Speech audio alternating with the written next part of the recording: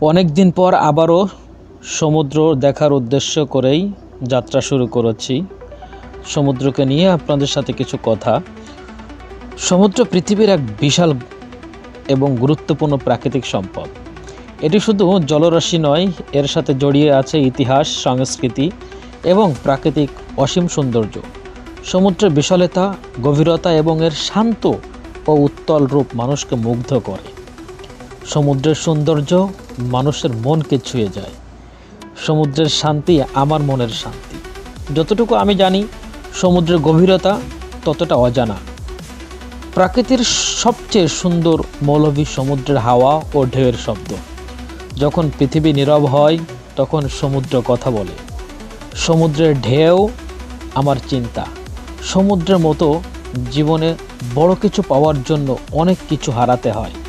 তাই যখনই মনের একটু প্রশান্তি দরকার, তখনই চলে আসতে হবে সমুদ্রের পাড়ে।